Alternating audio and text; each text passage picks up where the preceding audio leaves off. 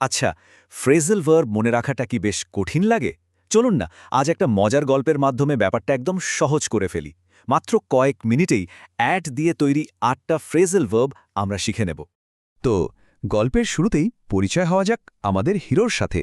নাম তার ক্যালঅ্যাট, পেশায় একজন ট্যুর গাইড। আর তার দিনের প্ল্যানটা ছিল, জানেন, খুবই সাধারণ, একটা ঐতিহাসিক জায়গা ঘুরে দেখা। আর এইখানে ক্যালঅ্যাটের এই প্ল্যান থেকে আমরা আমাদের প্রথম ফ্রেজাল ভার্বটা পেয়ে যাচ্ছি, কল অ্যাট। এর মানে হলো কোনো জায়গায় অল্প সময়ের জন্য একটু ঢুমারা বা ঘুরে আসা, ঠিক যেমনটা ক্যালঅ্যাট করতে যাচ্ছিলেন। কিন্তু গল্পটা কি এত সহজ হবে? না, গল্পের মোড় ঘুরিয়ে দিল একটা সামান্য কলার খোসা। মনে হচ্ছে তার প্ল্যানটা ছিল একটু অন্যরকম। তো আমাদের হিরো ক্যালঅ্যাট পথে পড়ে থাকা ওই কলার খোসাটা ধরতে গেলেন আর কি। আর ঠিক এই চেষ্টা করা থেকেই চলে এলো আমাদের দ্বিতীয় ফ্রেজাল ভার্ব, ক্যাচ অ্যাট, মানে কোনো কিছুকে আঁকড়ে বা খপ করে ধরার চেষ্টা করা। কিন্তু তিনি কি পারলেন?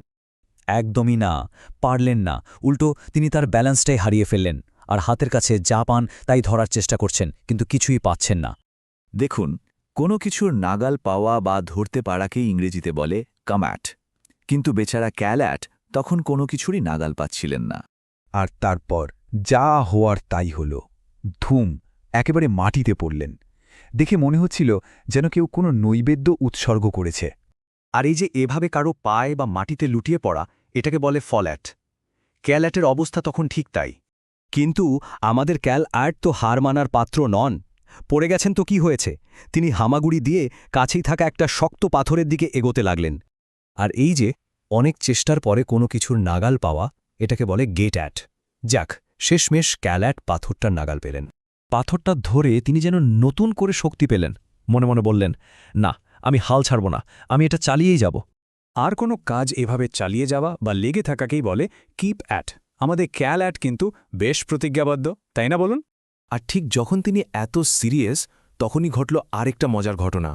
কোত্থেকে এক বাদর এসে তার দিকে তাকিয়ে হাসা শুরু করল। তো কারো বা কোনো কিছুর দিকে তাকানোকে আমরা কি বলি? লুক অ্যাট, তাই তো? ক্যালঅ্যাটও র্যাগেমেগে বাদরটার দিকে তাকালেন। আর ঠিক ওই মুহূর্তেই ওই বাঁদরের হাসি দেখে ক্যালঅ্যাট তার জীবনের আসল লক্ষ্য খুঁজে পেলেন। কি বলুন তো? একজন সার্কাসের ক্লাউন হওয়া। যখন কেউ কোনো কাজে নিজেকে খুব মন দিয়ে এবং নিয়মিতভাবে নিযুক্ত রাখে, সেটাকে বলে ওয়ার্ক অ্যাট। ক্যালঅ্যাটও ঠিক করে ফেললেন, তিনি আব ক্লাউন হওয়ার জন্য মন দিয়ে কাজ করবেন। তাহলে চলুন পুরো অ্যাডভেঞ্চারটা একবার ঝালিয়ে নিই। ক্যাল একটা জায়গায় কল অ্যাড করতে চাইলেন, কিন্তু কলার খোসা ক্যাচ অ্যাড করতে গিয়ে পারলেন না। কোনো কিছুর কাম অ্যাড করতে না পেরে তিনি ফল অ্যাড করলেন, মানে পড়ে গেলেন। এরপর একটা পাথরের গেট অ্যাড করে, মানে নাগাল পেয়ে কাজে কিপ অ্যাড করার পণ করলেন। আর শেষে একটা বাদরের দিকে লুক অ্যাড করে ক্লাউন হিসেবে ওয়ার্ক অ্যাড করার সিদ্ধান্ত নিলেন। দেখলেন তো, একটা ছোট্ট গল্পে কত সহজে ৮টা ফ্রেজাল ভার্ব শেখা হয়ে গেল। এখন ভাবার বিষয় হল, পরের বার কোন নতুন অভিযানের গল্প অপেক্ষা করছে আমাদের জন্য। দেখা যাক।